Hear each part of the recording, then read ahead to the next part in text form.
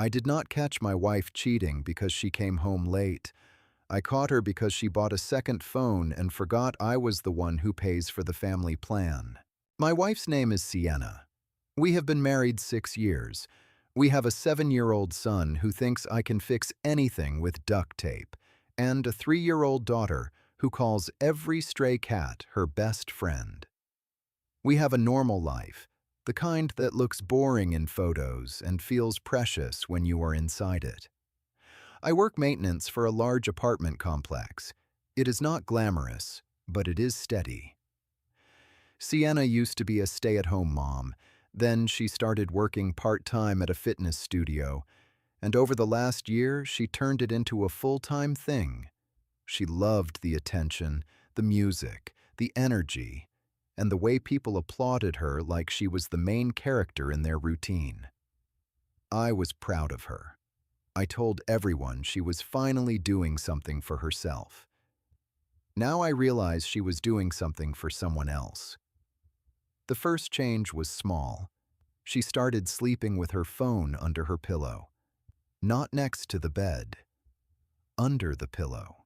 Like it was a secret she needed to guard with her body. When I asked about it, she laughed and said she fell asleep scrolling, and it just ended up there. Then she started taking calls outside. Not long calls, quick ones. She would step onto the back porch, close the door, and come back in with a calm face that never matched the tension in her shoulders. She also started showering at odd times, like she needed to wash off a day she did not want me to smell. I did what I always do when I feel something shift. I tried to blame myself first. I thought maybe I was working too much. Maybe I was tired. Maybe I was not romantic enough. I started bringing flowers home from the grocery store. I started planning little date nights after the kids fell asleep, even if it was just a movie and a cheap dessert. Sienna accepted the gestures the way a person accepts a receipt. Polite, automatic, not grateful. Then one Monday, my phone pinged with a notification from our carrier. New device added. I stared at it, confused.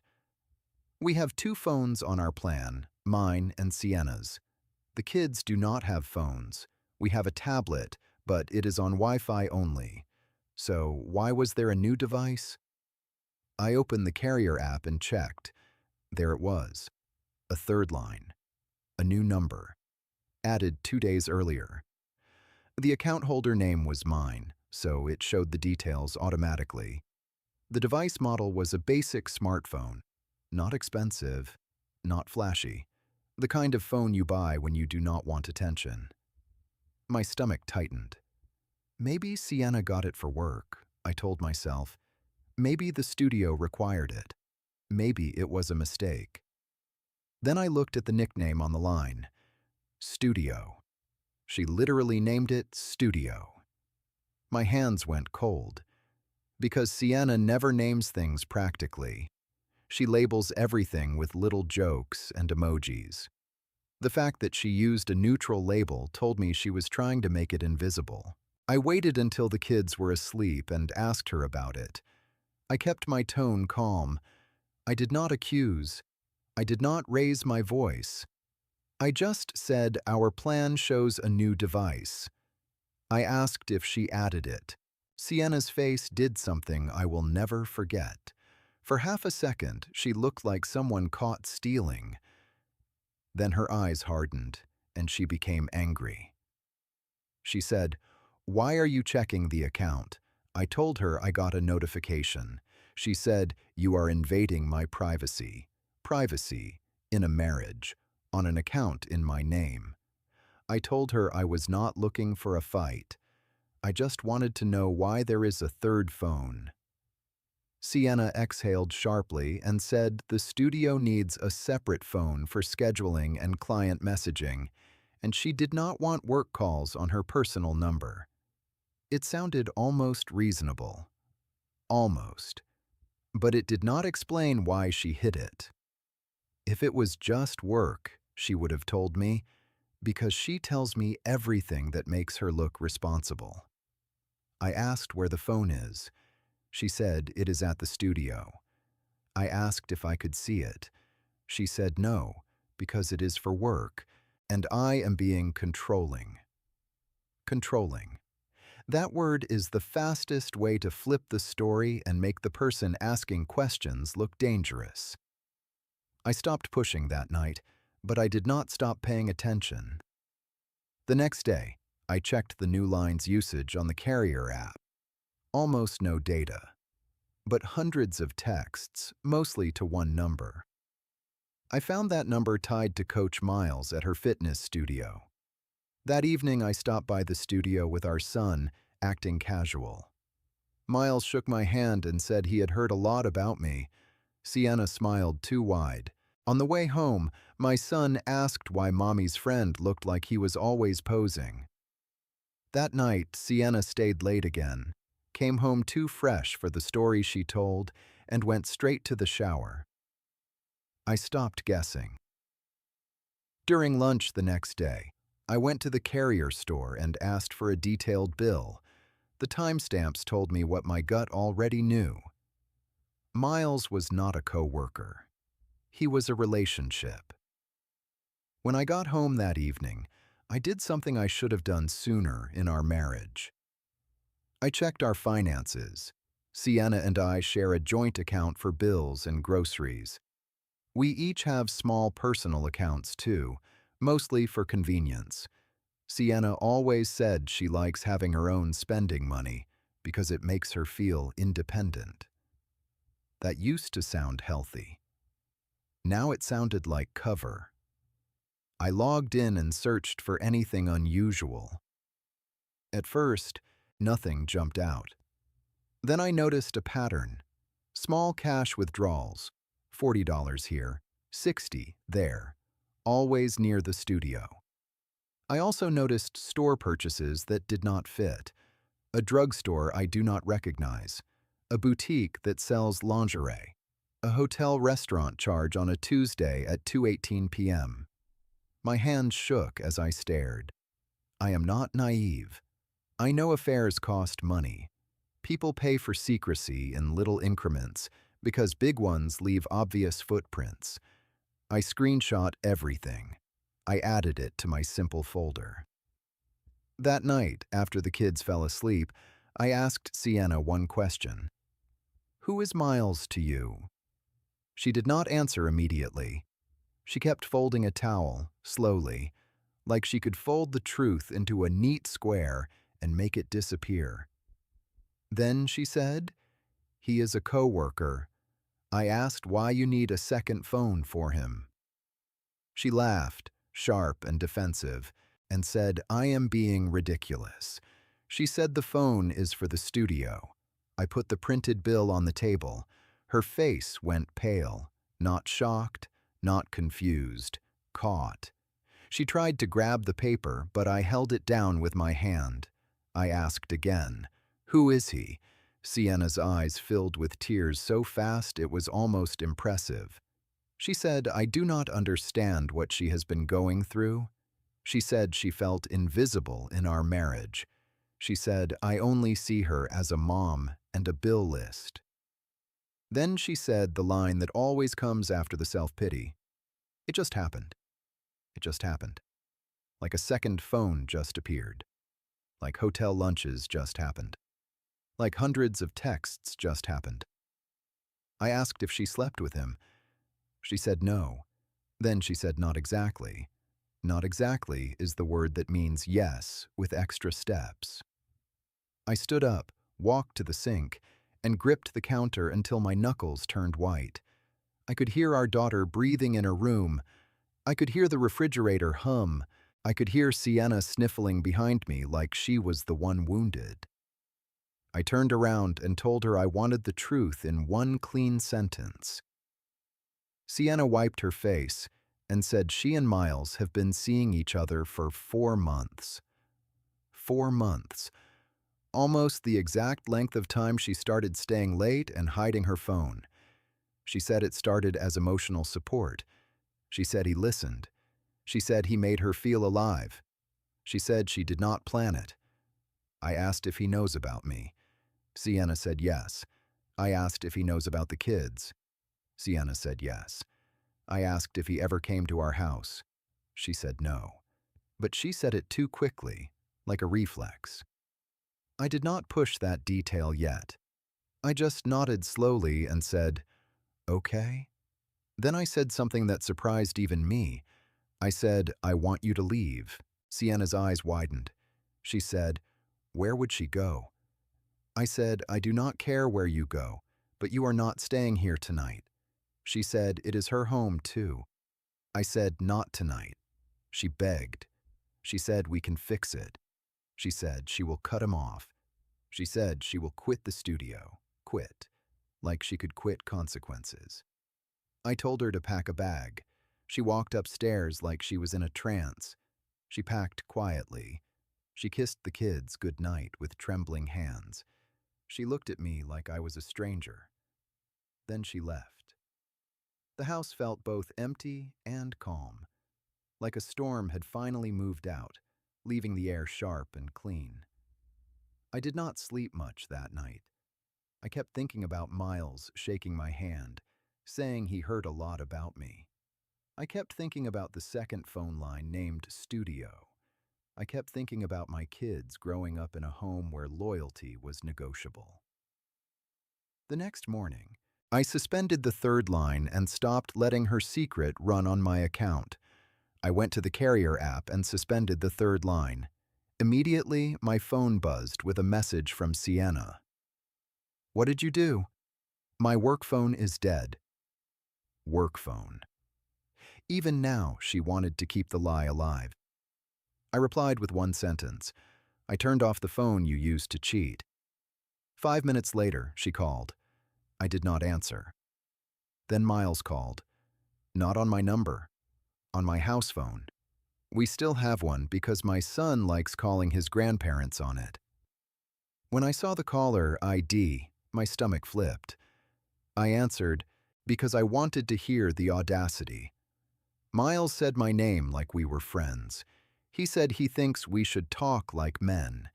He said Sienna is upset and this is not fair. Not fair. I asked him if he thinks it was fair to sleep with a married woman with 2 kids. He said he did not force her. I asked him if he knew she was married. He said yes. I asked if he knew she had kids. He said yes. Then he said something that made me see him clearly. He said Sienna told him our marriage was basically over. Basically. People love that word when they want to excuse being the other person. I told him to never call my home again and hung up. She was no longer crying. She was angry. She said I embarrassed her at the studio. She said everyone knows. She said I am trying to ruin her career. I asked how they know. She went quiet. Then she admitted she told her co-workers I cut off the work phone out of jealousy. So she was managing her public narrative already. I told Sienna she can tell whatever story she needs to sleep at night, but she cannot use my money, my accounts, and my home to build a new relationship. She said she wants the kids on the weekend. I said we will follow the law and do it properly. The next day, I met with a family attorney and turned emotion into a plan. I opened a new account for my paycheck. I changed passwords. I froze my credit because if someone can hide a phone line, they can do worse when they are panicking. I also set up a co-parenting app the attorney recommended and told Sienna all communication about the kids goes there. She exploded. She said, I am treating her like a criminal. I said, I am treating the situation like reality. 2 weeks passed. Sienna kept trying to negotiate. One day she was sweet, saying she misses us and wants counseling. The next day she was cold, saying she will take the kids and I will regret it. Miles stayed in the background like a shadow. Then the universe delivered the moment that ended any doubt. I went to the studio to pick up Sienna's things that she left at home, a bag of shoes and a jacket she needed for work. I did not want to see her, but I wanted it out of my house. The front desk girl recognized me and looked uncomfortable. She said, "Sienna is in the back." I said, "I am not here for Sienna. I am here to drop off her things." As I walked past the lobby, I saw a door cracked open to the manager's office, and I saw my kids inside. My son on a chair, swinging his legs. My daughter on the floor, coloring with a marker. Miles sitting next to them like he was their uncle. My chest went tight. Sienna stood by the desk laughing like this was adorable. Miles looked up and met my eyes. He smiled, like he won. That was the moment the affair stopped being just between adults. They had pulled my kids into it, without my consent, without even waiting for the ink on separation papers. I stepped into the doorway and asked calmly what my children are doing here. Sienna's smile vanished. She said she had no childcare that day. I asked why Miles is with them. She said he was helping. She said he is great with kids. I said, "You do not get to introduce our children to your affair partner and call it help." Miles stood up and said, "I should not make a scene." I looked at him and said, "These are my children. You do not speak to me." Sienna started crying again, but this time it felt like manipulation, like she was trying to make the staff see her as the victim of an angry husband. I took my kids' hands and walked them out. In the parking lot, my son asked why Mommy's friend looked mad. I swallowed my anger and told him grown-ups sometimes make bad choices, and it is not the kid's job to fix it.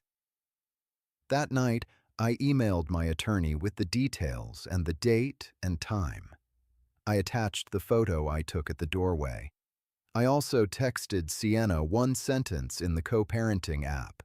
"Do not bring our children around Miles again." She replied that Miles is not a threat and I am being controlling. Controlling. Always that word.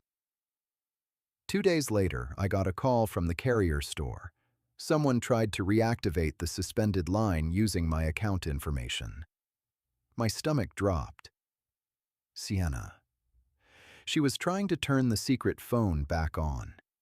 I changed my account PIN and security questions immediately. Then I realized something deeper. She was not just cheating. She was willing to commit fraud to keep cheating. That was the moment I stopped hoping for a gentle ending. I filed for legal separation that week. We set a temporary custody schedule. I got the kids on weekdays.